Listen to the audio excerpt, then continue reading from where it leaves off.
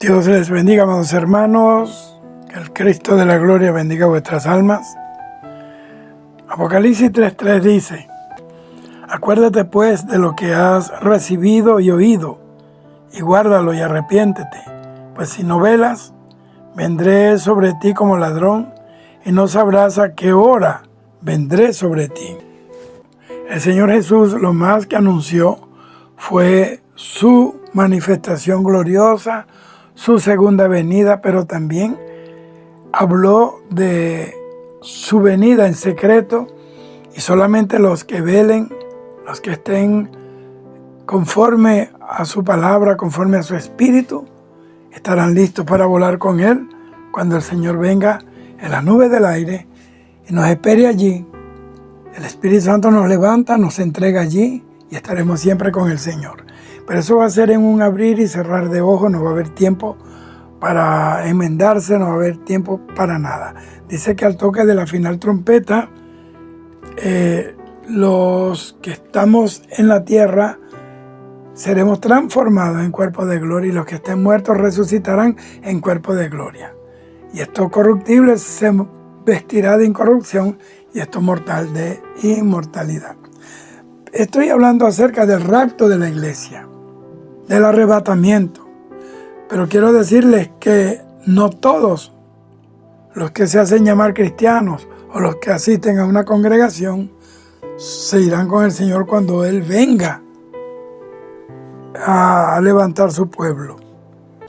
Teológicamente hay una distinción entre la iglesia visible, o sea, la organización, el edificio, el templo, los que están en las bancas sentadas, los que están en las bancas, en las butacas, y la iglesia invisible, que son aquellos que tienen una fe genuina.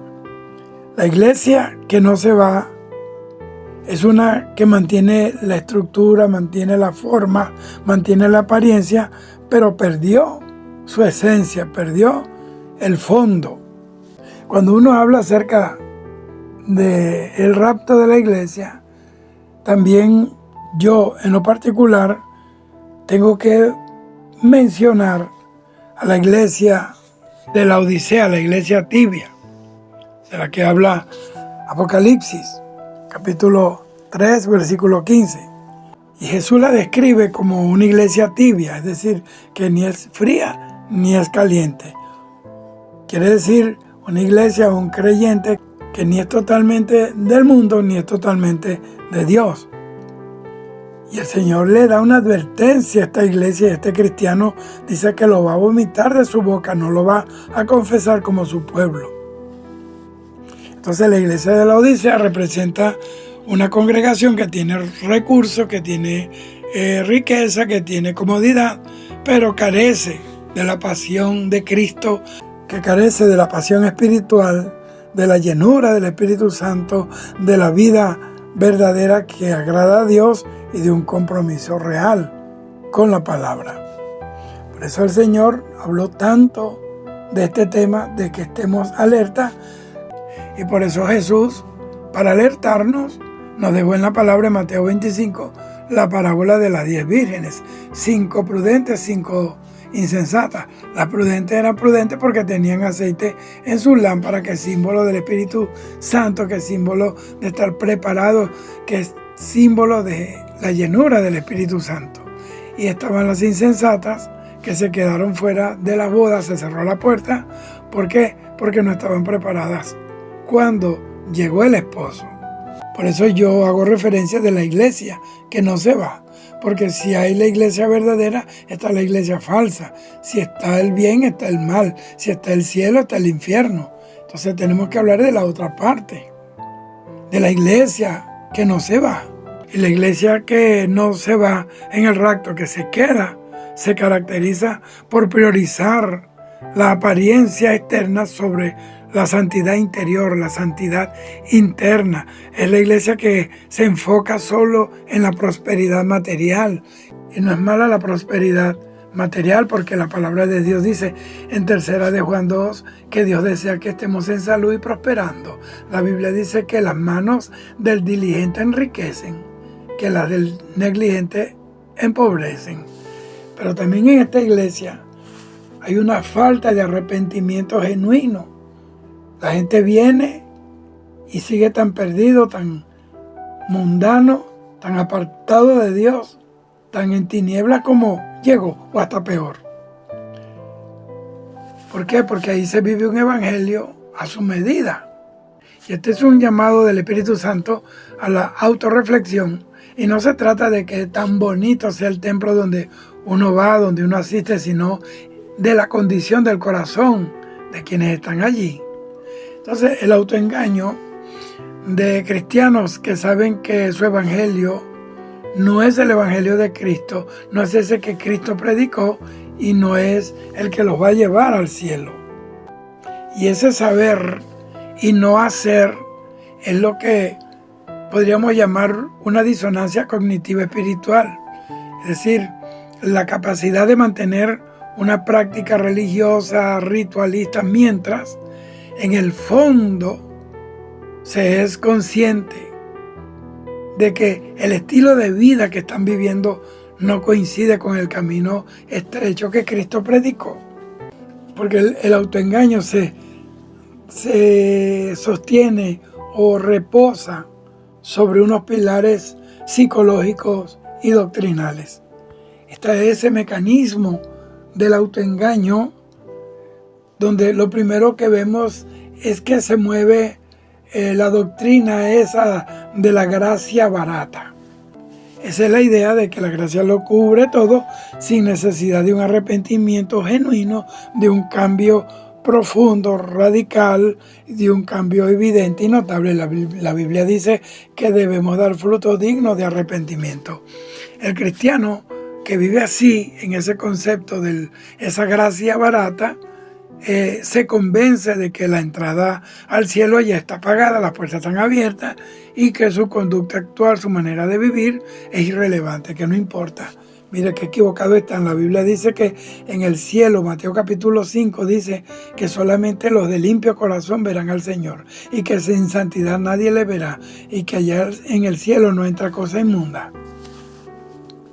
Y por esta ausencia de la vida de Cristo, de la vida del Espíritu Santo, entonces han sustituido los frutos del Espíritu por actividades.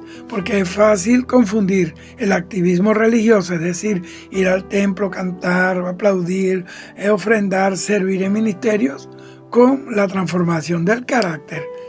Se engañan pensando que el hacer compensa el no ser. Pero resulta que para poder hacer en Dios hay que ser. No podemos hacer la obra de Cristo si no conocemos a Cristo. No podemos hacer obra de justicia si no andamos en justicia. Entonces vemos precisamente eso. Es como un restaurante. La iglesia, la mayoría, muchas iglesias hoy han tomado el carácter de un restaurante 5 estrellas, donde te sirven el evangelio, la teología a la carta, donde se seleccionan versículos que van a validar, que van a apoyar, que van a confirmar el estilo de vida actual. Bendición, favor, prosperidad, todo eso, y se ignoran quirúrgicamente aquellos temas que demandan sacrificio, negación propia y amar al prójimo y a los enemigos. Pero yo me pregunto si saben que allí se vive un evangelio que no es el evangelio bíblico, y ellos lo saben. ¿Por qué se mantienen ahí si saben la verdad? Yo pienso que a veces no es por falta de conocimiento, sino por comodidad. El evangelio que Cristo predicó es un evangelio radical, es un evangelio que reta y francamente es un evangelio incómodo. Y para poder ser discípulo de Cristo, pues esto no es gratis. El discipulado tiene un costo. Jesús dijo, niéguese a sí mismo. Ahí está. La primera cuota, negarse a sí mismo. En cambio que el evangelio moderno, este evangelio que yo estoy viendo hoy, lo que está pidiendo es empoderarse a sí mismo, mientras Cristo dice, niéguese a sí mismo. Y esto produce presión social. Claro que sí, porque la sociedad no va a empujar y salirse de ese molde, de ese modelo de iglesia de cruz social, implica perder el círculo de apoyo y enfrentar la soledad. Jesús, cuando empezó a esgrimir la palabra, la gente empezó a irse y los discípulos le dijeron: maestro, se están yendo. Y el Señor le dijo: si quieren, váyanse ustedes también. ¿Por qué? Porque decir la verdad, entre comillas, nos condena a la soledad, al rechazo. Porque Pablo le dice a los Gálatas: me he hecho vuestro enemigo por decirles la verdad. Y Pablo dice en Gálatas 1:10: si aún yo tratara de agradar a los hombres, ya no sería siervo de Jesucristo. Entonces es más fácil seguir reglas de hombres o de una rutina dominical fuera del balance espiritual que vivir bajo la guía sabia, santa, poderosa y demandante del Espíritu Santo. El mayor temor de quienes leen Mateo 7, 22 y 23 es esa expresión: apartaos de mí. Este es, y para mí, el versículo más contundente, más crudo sobre este tema, donde personas que hicieron muchos milagros, que profetizaron en el nombre del Señor, que echaron fuera demonios, son desconocidos por el mismo Cristo. El problema no fue su falta de poder. El poder estaba, por eso echaron demonios, por eso sanaron enfermos, por eso profetizaron, sino su falta de relación con Dios y su obediencia. Eran hacedores de maldad. Y este es un tema que tiene que invitar a la introspección, pero esa introspección tiene que ser honesta, quirúrgica. Y este tipo de evangelio es el que ha promovido, ha engendrado, ha incubado pleitos, mundanalidad, apostasía, celos ministeriales y el reemplazo de la santidad por el rito, de la unción por la bulla que no afecta al mundo espiritual. Y precisamente por eso hay una decadencia del altar, hay una crisis del altar. Y es precisamente el retrato, la fotografía a todo color de una iglesia que ha cambiado el poder por el espectáculo y la presencia de Dios por la puesta en escena, por las cortinas del telón, el show de cada domingo, el show de cada reunión. Y no se trata solo de una crisis administrativa, es una crisis de identidad espiritual. Se han perdido los valores, han reemplazado la unción por la bulla. Y este quizás es el síntoma más engañoso. Se confunde el clímax emocional, música alta, grito, frenesí físico, grito de júbilo, un brinquito para Jehová, todo eso con la operación del Espíritu Santo. La verdadera unción pudre el yugo y transforma las vidas. En cambio que la bulla solo produce una catarsis temporal que se evapora, que se desaparece al momento de salir del templo. Bendito sea el Señor. ¿Y cuál es la consecuencia de esto? Bueno, el mundo de las tinieblas no retrocede ante el decibelio de un bafle, la bulla que sale por los parlantes de la iglesia, sino ante la autoridad de una vida en santidad, de una iglesia que arde en el Espíritu, como en el caso de los hijos de Seba en Hechos capítulo 19. Los demonios saben quién tiene autoridad real y quiénes solo están haciendo ruido, haciendo bulla, que solo son metal que resuena y címbalo que retiñe. Y por eso vemos celos ministeriales y pleitos, queridos hermanos. El ministerio se ha convertido en muchos lugares, no en todos, en una carrera corporativa, y eso produce el evangelio del ego, cuando el objetivo no es que crezca Cristo, sino que el nombre del pastor o del líder de la denominación sea reconocido, y entonces allí es cuando aparecen los celos para ver quién hace más milagros, quién hace menos milagros, quién tiene más personas congregándose, quién tiene menos. Y claro que allí se va a manifestar la mundanalidad y el diablo se va a encargar de traer el caballito de Troya, como el del libro, el cuento de Homero. Allí va a traer el caballito de Troya, la va a poner frente a la iglesia y el mismo pueblo la va a entrar. ¿Sabe una cosa? El Señor dejó la iglesia en el mundo para que fuera luz del mundo, pero hay gente que está metiendo el mundo dentro de la iglesia. He visto iglesias donde se celebran Halloween. He visto iglesias de pastores vestidos de Superman, de Batman. Mujeres, pastoras y ministras disfrazadas de Batichica y de Gatúbela y de cuantas diabluras hay. Bendito sea el Señor. Me enviaron un video en una iglesia donde se hizo una vigilia. Y para que la gente no se durmiera y para entusiasmar a los vecinos, se hizo dentro de la vigilia a determinada hora una competencia de fútbol. Entonces quitaron las sillas y pusieron 2 arqueros, pusieron a los inconversos a jugar contra los cristianos fútbol dentro de la iglesia.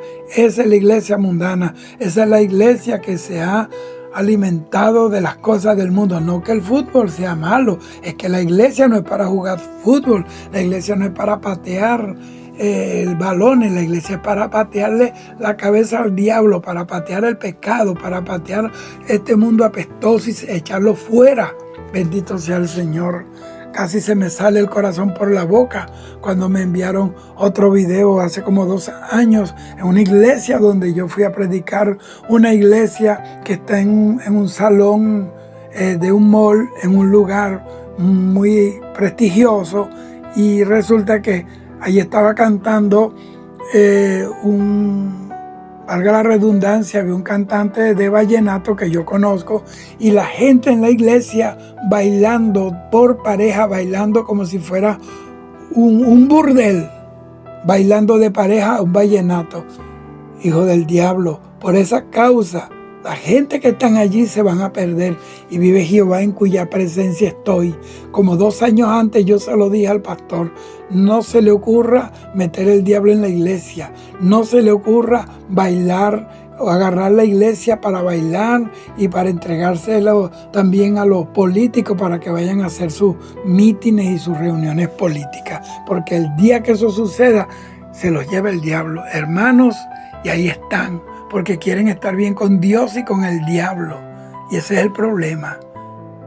Tiene que haber una línea divisoria entre lo santo y lo profano. No es malo cantar el vallenato, es un estilo de música en Colombia. Yo amo Colombia, pero eso está mal, que se pongan a bailar dentro de la iglesia, hermano, una gente llena del diablo. Por eso en ese lugar se manifiesta, yo lo sé, pecado, adulterio, fornicación. La gente dejan a las mujeres, se buscan otras dentro del mismo recinto. Hay un disparate, hermano, hay una diablura allá adentro. Y eso es lo que está pasando. Y entonces ahí se adoptan los métodos de marketing, los estándares de éxitos basados en números, en estadística y la estética del entretenimiento. Entonces, si la iglesia no se distingue del mundo en su ética, en sus valores y su paz, en la presencia del Espíritu Santo, deja de ser sal para convertirse en lo que el Señor dijo, que no sirve para nada sino para ser echada afuera y hollada por los hombres. Hollada por los hombres significa que los hombres no la respetan. ¿Quién va a respetar una iglesia donde juegan fútbol? Donde una vez fui a un lugar a buscar a alguien que estaba en una iglesia y resulta que no pudo salir porque había una competencia de dominó dentro de la iglesia. Un cuadrangular de dominó. El dominó no es malo, es un entretenimiento, un juego como jugar fútbol, béisbol. Pero ¿cómo van a cerrar la iglesia para jugar dominó? Para ver quién gana, quién pone la única piedra que trae vida. No es la piedra del dominó, es la piedra viva que es Jesucristo. Y yo no estoy siendo extremista, estoy diciendo que la mayoría de esa gente tienen casa, tienen locales, tienen otros lugares donde ir. ¿Cómo van a tomar la iglesia para jugar dominó, para jugar futbolito, para bailar merengue, para bailar vallenato? Han mancillado la iglesia, han manchado los púlpitos con este basurero. Entonces vemos que hay una santidad, entonces vemos que se enfrenta la santidad versus el rito. El rito es cómodo porque es predecible, es controlable. En cambio que la santidad es incómoda. ¿Por qué? Porque demanda, porque es profunda, porque la santidad es demandante, es profunda. La Biblia dice que sin santidad nadie verá al Señor, y esa santidad te demanda apartarte del mundo, apartarte de lo que no conviene, apartarte de una relación que no es vista por Dios como aprobada, apartarte de los negocios, apartarte de negocios que no convienen, apartarte de personas, círculos y amistades que te perjudican espiritualmente. Y ahí se cumple con la liturgia, digámoslo así, con el orden del culto, con la ofrenda, con el rito del bautismo. Pero el corazón permanece intacto, permanece vacío, permanece estéril de la presencia de Dios, de los frutos del Espíritu. Y es cuando se pasa de una fe que transforma en lo interior a una religión que solo decora el exterior, que solo entretiene a la gente, que solo anestesia la conciencia y pinta de colores bonitos el pecado, que la paga del pecado es muerte. Todo esto que yo he hablado configura precisamente la iglesia que mencioné al principio, la que no se va con Cristo. Es una iglesia que tiene apariencia de piedad, pero con sus obras, con su manera de vivir, niega la eficacia de la piedad. Y ese es el cumplimiento de la advertencia de Jesús. Este pueblo de labios me honra, pero su corazón está lejos de mí. Entonces el enemigo, en su astucia y en su engaño, ha tomado el control de muchas congregaciones y ha escondido de los púlpitos los temas que son vitales para un creyente que tiene la esperanza de irse con el Señor en el rapto.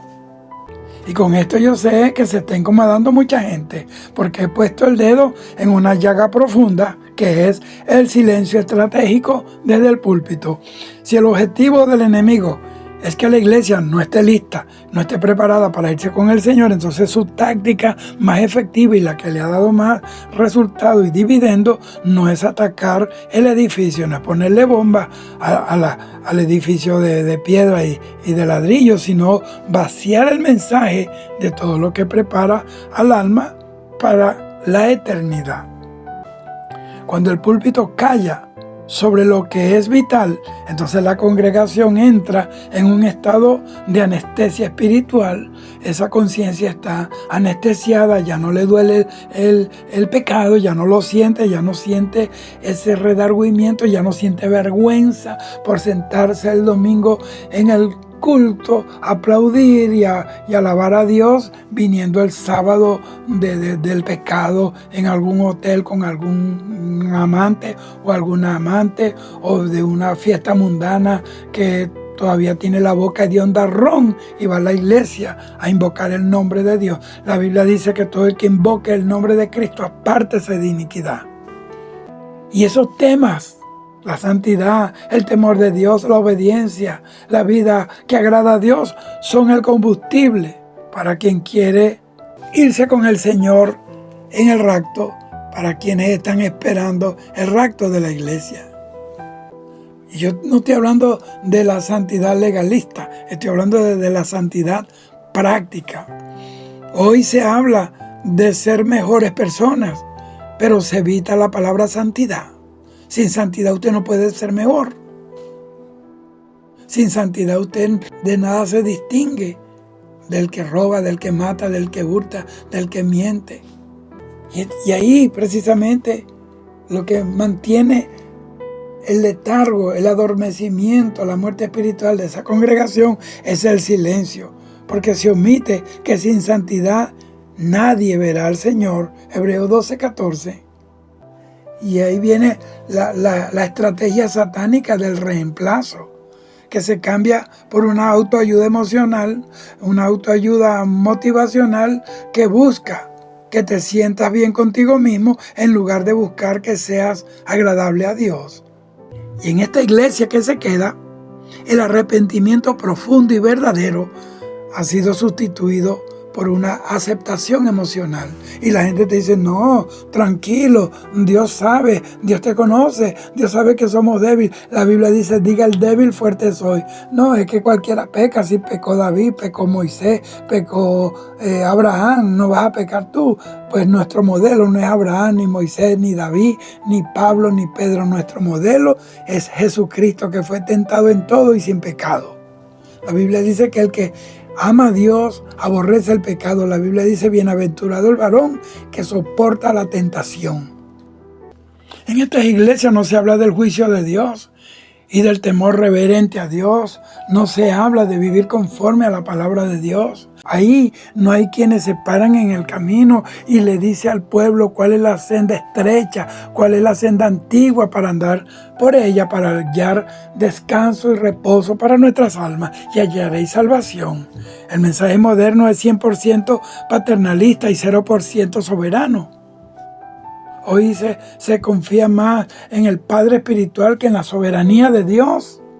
Ahí hay un silencio sepulcral en cuanto a estos temas. Casi no se menciona el tribunal de Cristo, no se habla del juicio final, no se habla de la gran tribulación, no se habla de la bestia, no se habla del anticristo, no se habla del sello de la bestia, no se habla del infierno y del lago de fuego, no se habla de la responsabilidad de dar cuenta por cada palabra y cada acto que hacemos y decimos delante de Dios.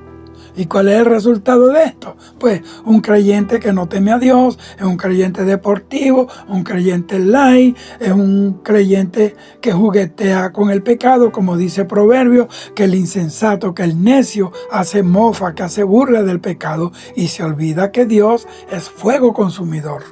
Y qué horrenda cosa es caer en las manos del Dios vivo. No se habla de temas de escatología, no se habla. Hay cristianos que no leen el Apocalipsis porque les da miedo por un lado y por otro lado porque no lo entienden. Es que no es en tu razonamiento. El Señor, el Espíritu Santo, es el que nos da el entendimiento, nos revela la palabra, nos convierte el logo en rema. Entonces no se habla de la escatología y de la inminencia del retorno de Cristo a la tierra. Y es irónico, se llaman iglesia cristiana, pero se vive como si Cristo nunca va a venir a buscar a su pueblo. Y sigue el silencio. Y hay gente ministros que llaman a una parte y le dicen, no vaya a hablar de esto, no hable del juicio final, no hable del pecado, no hable contra el adulterio, no hable del infierno, no toque eso porque la gente se espanta. Es mejor que se espante en la tierra y no que abran los ojos en las pailas del infierno donde ya no hay oportunidad. Se ha dejado de estudiar las profecías, no se enseña de la escatología, de las señales de los últimos tiempos. ¿Por qué? Porque a muchos les da miedo o no venden, no atraen gente nueva a la iglesia, o que la gente no lo va a entender. ¿Y cómo va a entender si no hay que se los enseñe? Por eso los ministros tienen que volverse a la palabra, tienen que volverse al Señor para que el Señor les revele la palabra para su pueblo. Entonces la iglesia se vuelve terrenalista, todo es terrenal, todo circunda, todo gravita en las cosas de la tierra. Y si tu esperanza está solo en este mundo, mejores finanzas, mejor carro, mejor salud, mejor empleo, mejor sueldo, no tienes ningún deseo de que el Señor venga. ¿Por qué? Porque donde está tu tesoro, ahí estará también tu corazón. Hay gente que no quiere que Cristo venga. ¿Por qué? Porque están tan cómodos aquí en la tierra, viviendo de los demás, quitándole el dinero a la gente en nombre del Señor, que están tan cómodos aquí, que no quieren irse al cielo. Y hay gente que quisiera que para el cielo hubiera una carretera para llevarse el carro, la camioneta, el closet con la ropa nueva, con los zapatos de diseñadores, con los perfumes y todas esas cosas de la tierra. No hablan de la cruz de Cristo, no hablan de negarse a uno mismo. El camino al cielo tiene una puerta que es estrecha, el camino es estrecho, pero muchos púlpitos han construido una autopista de peaje donde solo hay que declarar y reclamar.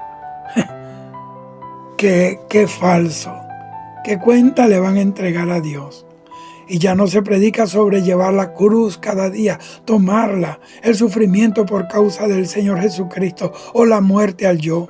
Ahí existe un evangelio antropocéntrico, es decir, que el centro del mensaje, el centro de la iglesia, el centro de todo es el hombre, donde Dios es simplemente un servidor de mis sueños y no yo un servidor de su voluntad.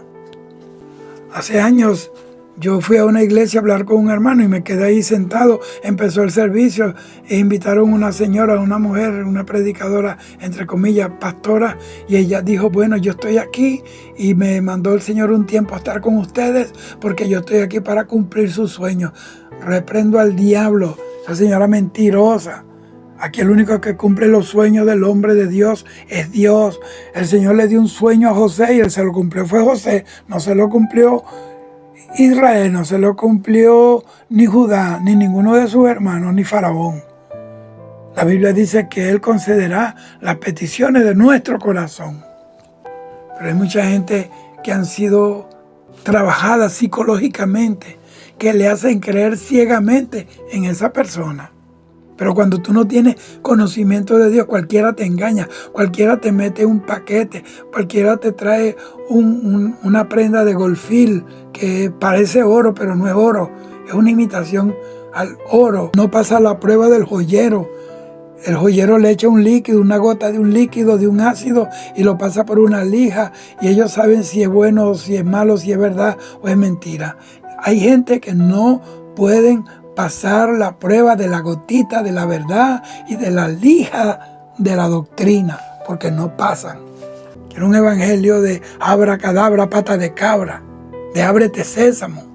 ¿Y cuál es la estrategia más grande, más terrible que tiene el enemigo hoy? ¿Cuál es la estrategia de las tinieblas? El entretenimiento. El enemigo sabe que un cristiano entretenido es un cristiano que está en las nebulosas, que no está preparado, que no está percibido para la venida del Señor. Se llenan de 2 horas de culto con luces, con coreografías, con avisos, luminosos y tú sabes, con flyer nadando y fluyendo en las redes sociales y dejando apenas 15 minutos para un mensaje aguado, que no tiene vida, que no confronta el pecado. Increíble esto. Entonces hay gente que le dan prioridad al mensaje. Prioridad al mensaje. Bueno, y en una iglesia que después que hablaron de todo, hermanos. Hablaron hasta de asado, del tipo de carne que se iba a hacer y todo, en una vigilia.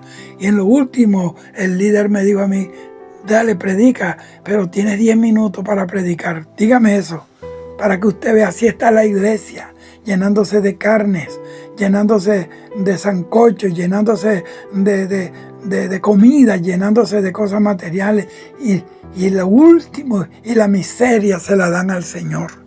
Por eso la iglesia está raquítica, por eso la iglesia de hoy, he visto una iglesia raquítica, tuberculosa, una iglesia sin fuerza para resistir los empujes satánicos de este mundo asqueroso. Para mí, este es un tipo de iglesia que tiene la muerte en la olla, según el relato de Segunda de Reyes 4:40, que parece comida, huele a comida, que parece evangelio, huele a Biblia, pero tiene veneno de complacencia, tiene el veneno de la indiferencia, tiene el veneno del evangelio light, tiene el veneno de la cobardía de los ministros, de no confrontar el pecado para no perder gente, pero están perdiendo su parte en el reino de los cielos. Si somos fieles en lo poco en la tierra, así sean con 4 que nos queden, pero comencemos con eso, comencemos con ello. Dios comenzó una vida nueva, un mundo nuevo con 8 personas después del diluvio. Dios no necesita multitudes para hacer. Las multitudes vienen partiendo de la obediencia, porque Dios hace crecer, porque a Él le conviene crecer, y a nosotros, al hombre, la religión, menguar. Segunda de Tesalonicenses 2, 10 y 11 dice, por cuanto no recibieron el amor de la verdad para ser salvos, Dios les envió un poder engañoso. Y eso es para mí la advertencia más seria. ¿Por qué? Porque el autoengaño es en realidad el juicio de Dios sobre aquellos que prefirieron la mentira cómoda a la verdad purificante, esa verdad punzante, esa verdad que te hiere pero te sana. Usted ve un adicto a las drogas, el último en reconocer que es un enfermo es él. Él cree que está chévere, que se lo fuma, se lo bebe, se lo toma para estar chévere, para sentirse como Superman. Usted ve un borracho, un alcohólico, el último en reconocer que es un enfermo, que si no se toma un trago de alcohol, las manos le tiemblan, no puede trabajar, es un enfermo. Y hay gente enferma, tienen un vicio virtual, un vicio cibernético, que si no tienen wifi están desconectados de la vida, que si no tienen el teléfono porque el teléfono se les dañó, se le olvidó, se le descargó, andan mal. A una persona se le puede olvidar la Biblia en la iglesia, se le puede olvidar la ofrenda, se le puede olvidar cualquier cosa, pero no se le puede olvidar ni el teléfono ni el cargador. Y aún en la misma iglesia están buscando un enchufe para conectar el teléfono porque se le descargó, pero su batería espiritual hace rato que está roja, que está muerta espiritualmente. Esa es la realidad de lo que estamos viviendo hoy. Y esto no es una simple percepción personal de José Ramírez, es una realidad espiritual, hermano, que muchos prefieren ignorar para no perder la comodidad de su congregación o de su posición. Cuando el liderazgo se enfoca en los números, en la cantidad de personas que tienen, en el presupuesto, en cuánto dinero entra en cada culto y sobre todo el domingo, el alcance en las redes sociales. Entonces, cuando considera eso por encima de la salvación de las almas, entonces eso da lugar a una traición al mandato de Cristo. Se convierten en lo que la Biblia llama pastores que se apacientan a sí mismos. Eso está en Ezequiel capítulo 34. Yo veo 3 razones, hay muchas, pero puntualmente veo 3, muy serias, muy crudas, de por qué el enemigo ha logrado este control en tantos púlpitos. Primero, por el evangelio de la conveniencia. La verdad confronta, hermano. La verdad confronta, pero nos hace libres. La verdad confronta, el pecado duele y el arrepentimiento cuesta. Cuesta apartarte de lo que tú amas ahora. Cuesta apartarse de esa relación que no conviene, de ese noviazgo que no conviene, de ese enamoramiento bastardo que Dios no aprueba ni va a aprobar. Si un pastor predica sobre la santidad y el juicio, que son bíblicos, la gente se va a ir.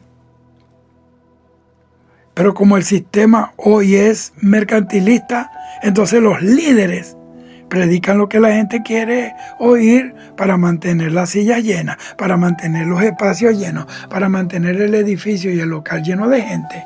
Porque es una regla de 3 directas. A mayor gente, más entrada. Entonces, se ha cambiado la verdad de Dios por el marketing. Lo segundo es la ceguera espiritual de los guías, de los líderes, de los ministros. Muchos líderes ya no tienen vida de oración privada. Pocos saben lo que hay orar 3 días corridos sin entregar. Pocos saben hoy, estamos en febrero, casi terminando 2026, que saben lo que es pasar 4 y 5 horas de rodillas llorando a Dios para que Dios los ayude, para que le dé el mensaje, para que le dé discernimiento, para poder cuidar el rebaño del Señor. Hoy vemos disfrazados de ministros, hermanos, tienen el forro, tienen el uniforme, tienen la apariencia, pero no tienen la vida que debe tener un ministro del Señor. Muchos líderes ya no tienen vida de oración, hermano. Solo leen la Biblia para sacar de vez en cuando un bosquejo para el domingo. A veces lo sacan de la internet. Al no tener una comunión real con el Espíritu Santo, pierden el discernimiento y terminan repitiendo modas teológicas que vienen del mundo. Todos los días aparece una nueva visión, una nueva revelación, y entonces se han vuelto puras estrategias. Si las estrategias más grandes están en la Biblia. Mire, la estrategia más grande para vencer el pecado es el temor de Dios. Lo más grande para vencer el pecado es la sangre de Cristo. Lo único que vence el mundo, hermano, es nuestra fe. Esta es la victoria que ha vencido al mundo, nuestra fe. Y obviamente hay estrategias espirituales para hacer ciertas cosas. Dios se las dio a Josué. Le dio la estrategia, bueno, darle 13 vueltas al muro y caerá de Jericó. Dios le dijo a Moisés que le dijeron que arrojara la vara al suelo allá en el palacio del faraón de Egipto. Eso fueron estrategias, pero guiadas por él. Moisés le dio una estrategia a Josué para pelear la batalla, pero Dios le había dado la estrategia a él de subir al monte con las manos arriba. Entonces Dios es un estratega, porque Él es Jehová de los ejércitos, el varón de guerra. Él sabe cómo se hacen las guerras, y todas las guerras donde está el Señor hay victoria. Entonces muchos de ellos, por miedo o por temor a parecer antiguos, muy rígidos, muy extremistas, entre comillas, o para no parecer arcaicos a la gente, entonces han abierto la puerta a una libertad, entre comillas, dañina, que se convirtió más bien en un libertinaje. Han borrado la línea entre lo sagrado, lo profano, entre la verdad y la mentira, entre el mundo y la iglesia. Y ahora, ¿qué pasa? Ya no saben cómo volver atrás. Yo hablé con un ministro un día respecto a las cosas que se estaban haciendo allí, que estaban mal, porque no estaban conforme a la palabra. Y me dijo, sí, yo sé que es verdad, pero tenemos 40 años enseñando esto, y si de la noche a la mañana decimos esto, se nos va a voltear la canoa. Así me dijo. Mira, hermano, la verdad es oportuna en todo momento. Usted no puede postergar la verdad para que la mentira esté allí reinando, esperando que la verdad sea empujada por los que están llamados a vivir y a enseñar la verdad de Dios. Pero obviamente que hay una responsabilidad individual. Si el púlpito está mudo, no se habla la verdad de Dios, entonces la responsabilidad recae sobre cada creyente. Porque Pablo dice en Filipenses 2:12, ocuparos en vuestra salvación con temor y temblor. Si no quieren enseñar la verdad, pues yo la leo, la vivo y la predico. Que no podemos llegar a aquel día y decirle al Señor, Señor, me quedé aquí porque mi pastor no me avisó. Mire, la Biblia está allí. El Espíritu Santo sigue convenciendo de pecado, sigue redarguyendo, y las señales del fin son más que evidentes de que el rapto de la iglesia está a la puerta. Yo considero este tiempo que estamos viviendo en un tiempo de sálvese quien pueda espiritual, en el sentido de responsabilidad personal. Entonces, sentirse uno como una voz que clama en el desierto es una de las experiencias más desgarradoras, hermano, para un creyente, para un predicador, porque eso implica ver el peligro que otros ignoran. Esto implica sentir la impotencia de ver a personas que nosotros amamos caminando hacia un precipicio espiritual con una sonrisa en el rostro. Es como que el diablo lo lleva en un carrusel de entretenimiento ciego, con una música hipnotizante, rumbo a un despeñadero, rumbo a un abismo, donde los espera las pailas del infierno. Por eso tenemos que hablar la verdad. Porque viene siendo la responsabilidad, la carga de un atalaya de Dios. En Ezequiel 33 habla de eso. Dice que si nosotros como atalaya vemos venir el peligro, la espada, y no tocamos la trompeta para alertar a la gente, la sangre de los que mueran, la sangre de los que perezcan, se le demandará a la atalaya. Pero si nosotros tocamos y ellos no escucharon, no obedecieron, nosotros hemos librado nuestra responsabilidad y hemos librado el alma. Y cuando la gente despierta a la realidad de Dios, pues enseguida lo alcanza la soledad. porque cuando tus ojos se abren a la apostasía y al vacío de los púlpitos modernos de hoy, entonces suele ocurrir estas tres cosas. Primero, el aislamiento. Te vas a sentir extraño en tu propia congregación. Ya la gente no se van a juntar contigo, ya no te van a buscar porque te ven como el aguafiesta, te ven como la mosca en la sopa. Lo que antes te emocionaba, la música, los eventos, tú sabes, todo ese disfraz religioso, ahora te parecen un ruido hueco. Te parece algo que no tiene valor espiritual, que no llena tu alma. Empiezas a notar que la comunión es superficial. ¿Por qué? Porque no se basa en la santidad, sino en el entretenimiento. Lo segundo es que vas a tener que portar la etiqueta de religioso o de crítico. Irónicamente, queridos hermanos, quienes buscan la senda antigua, quienes buscan caminar en la sana doctrina, suelen ser tachados de amargados, de legalistas o de falta de amor, que no entendemos, somos excluyentes. No somos nosotros los que excluimos. Dios clasificó el mundo en dos grupos, perdidos y salvos. Hijos de Dios, hijos del diablo, hijos de la luz, hijos de las tinieblas, ovejas y chivos. Entonces, ese es los peyorativos que nos remangan, legalistas, amargados. Es que no entendemos, no conocemos el amor de Dios. Y esa es la etiqueta que nos ponen aquellos que están embriagados con el evangelio de la comodidad, que están tan ebrios de las pasiones del mundo, de la autocomplacencia, del apoyo criminal de ministros que saben que van mal, que van rumbo a la condenación, pero no se atreven a decirle la verdad. Los embriagan, le dan una copa más, como la ramera de Apocalipsis que tenía el cáliz en sus manos llena de toda abominación con que había hecho embriagar a los príncipes, los reyes de la tierra. Hoy están embriagando a los creyentes, muchos creyentes, con ese evangelio de la falsa prosperidad, ese evangelio apóstata, ese evangelio deportivo light, ese evangelio que es una ofensa al verdadero evangelio de Cristo. Es una parodia vergonzosa, vil, vulgar de lo que es la verdadera iglesia de Cristo. Allí hay hambre de la verdad. Empiezas a buscar alimento sólido por tu propia cuenta. Porque la Biblia dice, escudriña las Escrituras, porque allí tienes la vida eterna. Ocúpate de la lectura, le dijo Pablo a Timoteo.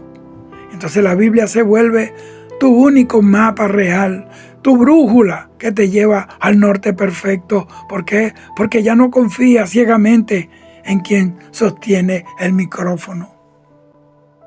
Bendito sea el Señor. No podemos hacerle edición al mensaje. La verdad de Dios, aunque duela, aunque hiera, es verdad y la verdad nos hace libres. Para eso hay que doblegarse ante el Señor, echar a un lado nuestro intelecto y dejar que sea el Espíritu Santo el que habla. Echar a un lado el intelecto, nuestro conocimiento, nuestra experiencia en el ministerio para darle lugar al que sabe, al Espíritu Santo de Dios. ¿Por qué? Porque la humildad no te hace mejor que nadie, pero sí te hace diferente a muchos. Si tú sientes que el enemigo ha tomado el control del mensaje en el micrófono, detrás del púlpito, la prioridad cambia de reformar la institución a preservar la lámpara encendida.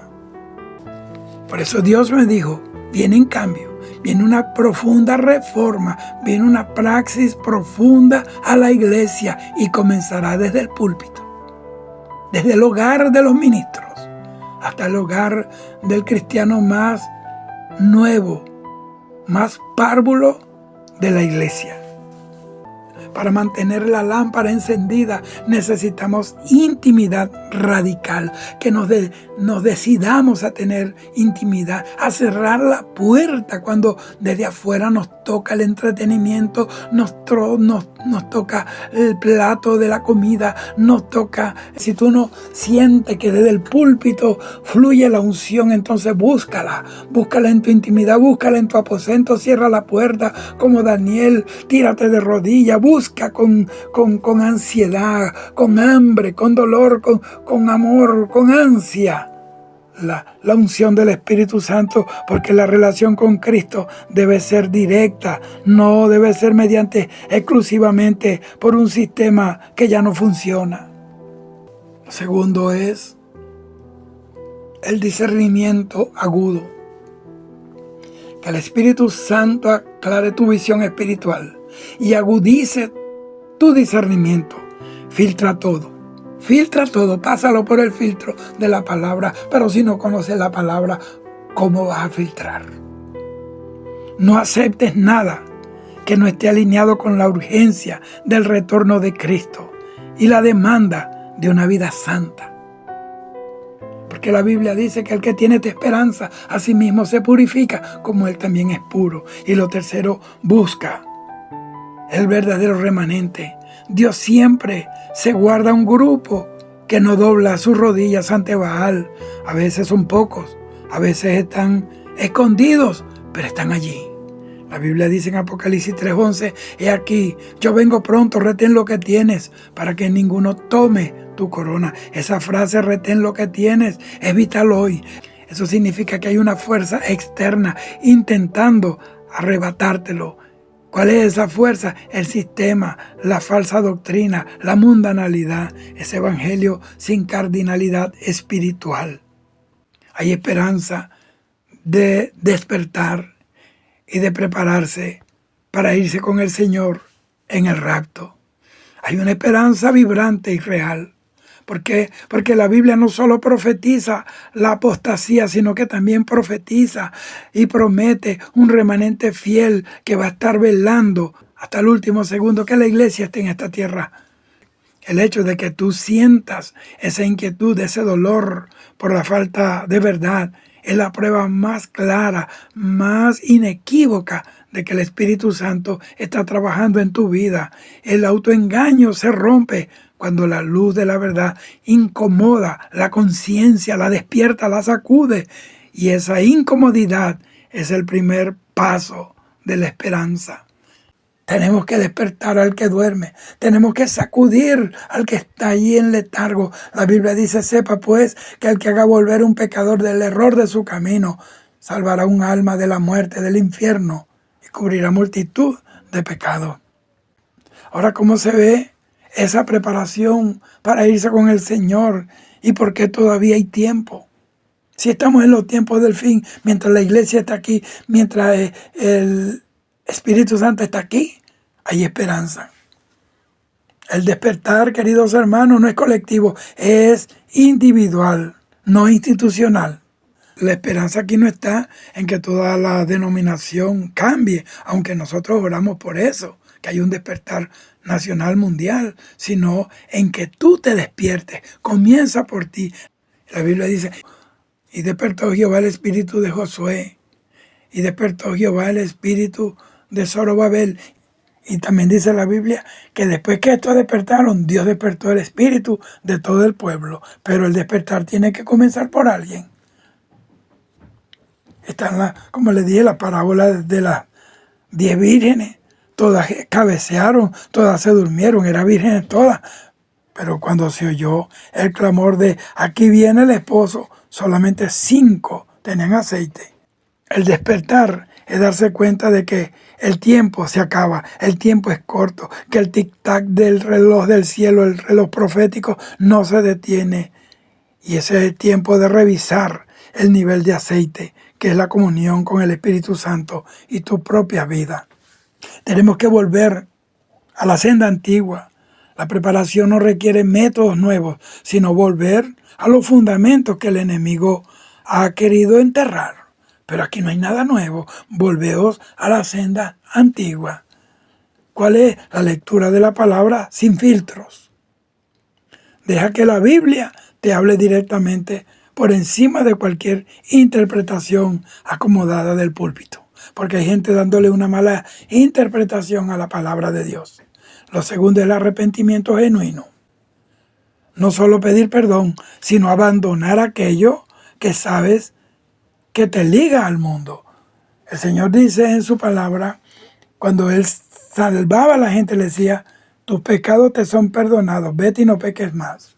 El Señor le dijo a aquel ciego que sanó, le dijo en Juan capítulo 5, versículo 14, mira, has sido sanado, no peques más para que no te venga otra cosa peor. Yo he visto personas que Dios ha sanado y a los días lo vuelvo otra vez en la misma miseria. Cuando Dios hace algo, lo hace completo.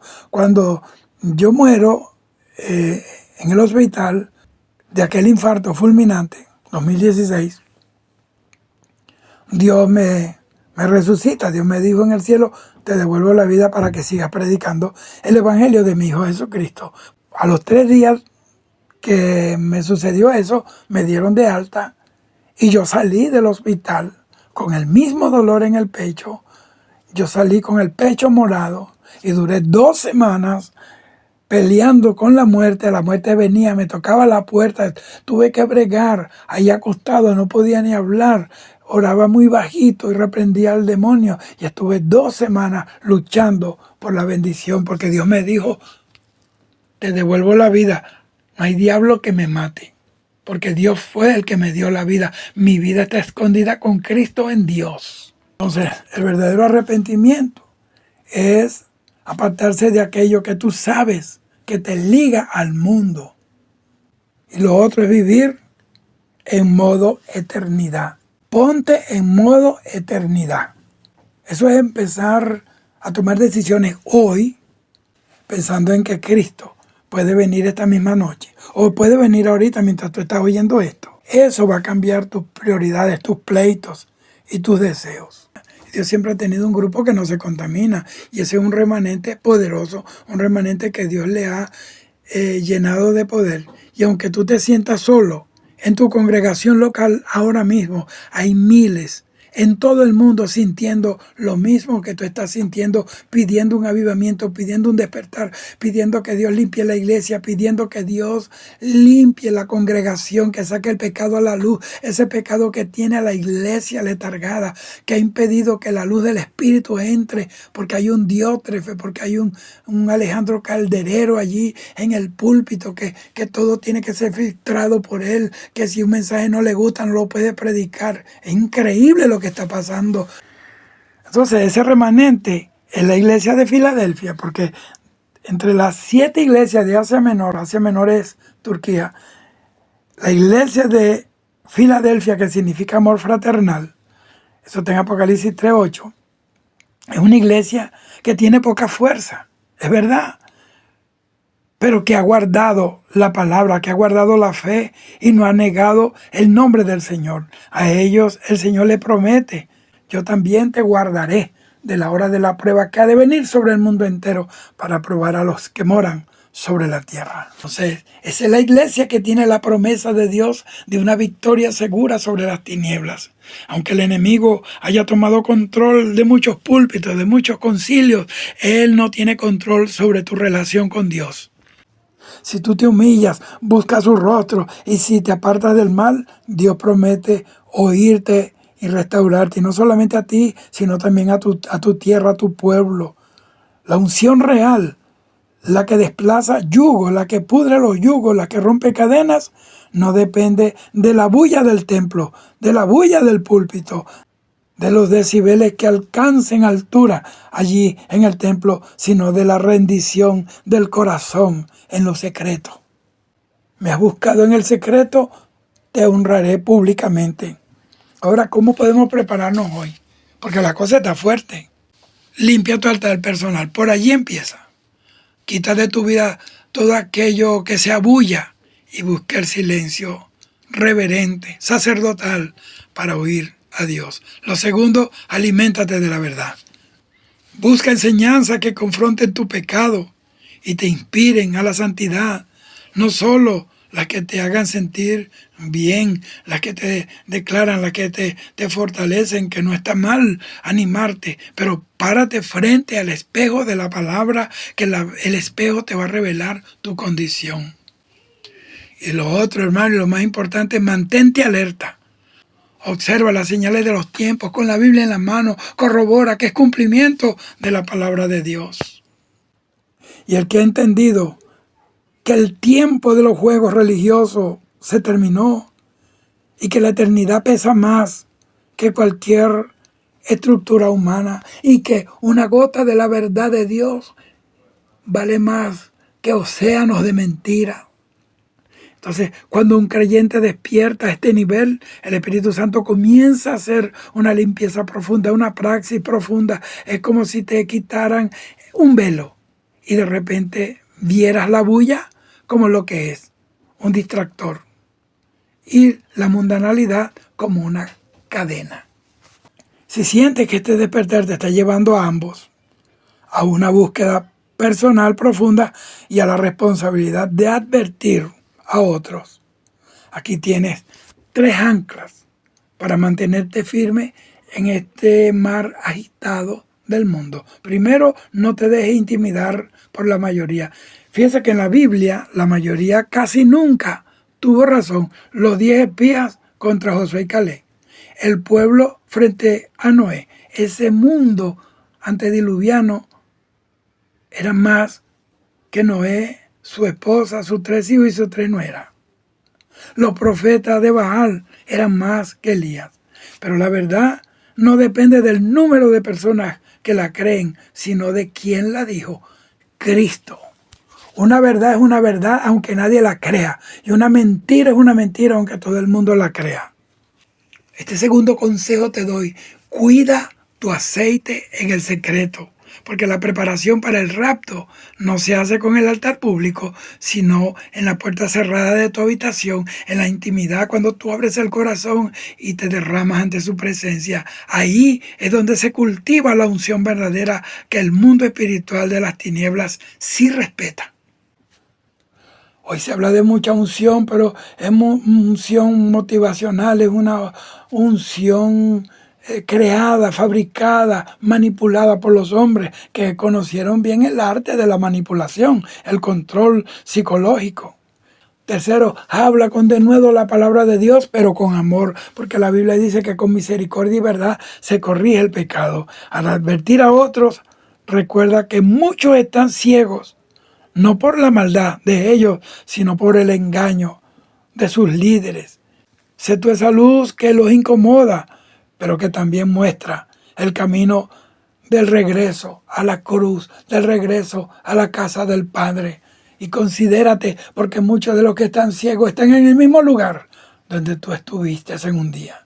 Apocalipsis 3:10 dice: por cuanto has guardado la palabra de mi paciencia, yo también, como querido decir, yo estoy comprometido a librarte, a guardarte de la hora de la prueba que ha de venir sobre el mundo entero, para probar a los que moran sobre la tierra, a los que viven en la tierra. Esa palabra de paciencia es precisamente lo que estás viviendo: aguardar, discernir, esperar contra paciencia. No es en vano, porque Dios honra al que le honra.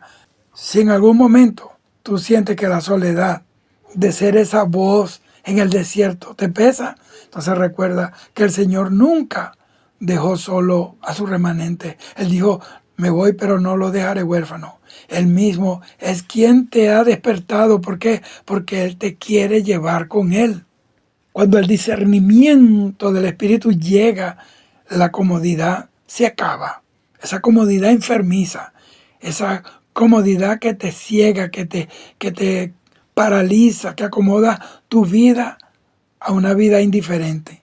Y esa inquietud que sientes es el Espíritu Santo marcando una línea divisoria en tu corazón: o el sistema o el reino. Tú decides, o te quedas con el sistema o te quedas en el reino.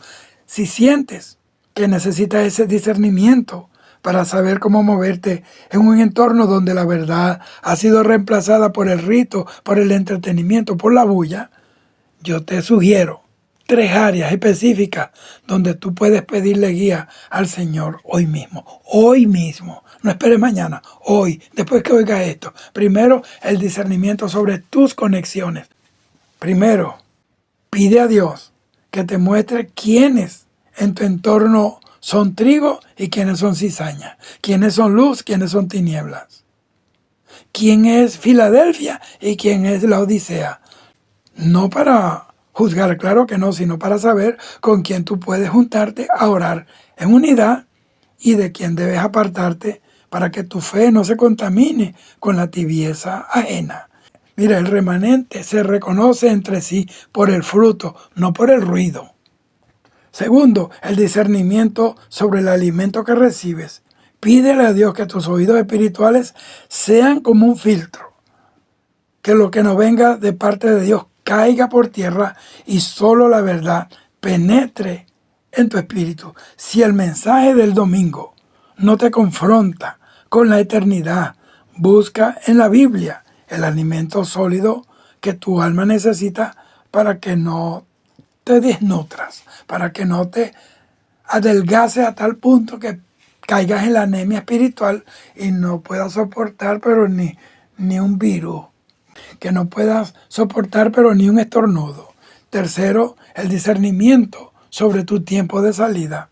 Hay un momento donde la atalaya debe decidir, óigame bien, si se queda a rescatar a otros o si se debe salir de un lugar donde la gloria de Dios ya no está. El Ícabod significa sin gloria. La gloria lo dejó. Hay lugares donde ya la gloria no está ahí. Hay ministros que ya el cabot de Dios no está sobre ellos, ni en ellos. Y no han entendido eso. Entonces están empujando en su propia fuerza, como pasó con Usa. Y por eso muchos están muriendo espiritualmente. Pídele sabiduría al Señor para saber cuándo hablar y cuándo callar, para que tus palabras tengan ese peso de la autoridad del cielo y no sean solo una queja humana, no sea una murmuración. Si hay algo que usted no entiende o no le gusta o no tolera, vaya y hable con la persona, hable con el ministro. No murmure, no busque gente para murmurar y despotricar a otros. Si está mal, vaya, la Biblia lo dice, que si tu hermano te oyere en secreto, te habrás ganado a tu hermano. Aunque hay ministros obviamente que no aceptan corrección, que creen que son infalibles. Apocalipsis 18:4 dice, salid de ella, pueblo mío, para que no seáis partícipes de sus pecados, ni recibáis parte de sus plagas. Este llamado no siempre es físico, salir de un templo, sino también un llamado espiritual, sacar el sistema mundano de tu mente, de tu adoración. La esperanza de irse en el rapto con el Señor no es una ilusión, es la promesa más grande para los que aman su venida. Mantén tu lámpara con aceite. ¿Por qué? Porque el clamor de medianoche está cada vez más cerca. Y aquí el esposo viene. Salid a recibirle. Dios te bendiga hoy, mañana y siempre, y sepa que Cristo está a la puerta, pero viene por una novia sin mancha y sin arruga, por una iglesia santa, apartada del mundo, que espera su venida con amor, pero también con santidad, temor a Dios y con obediencia. Shalom.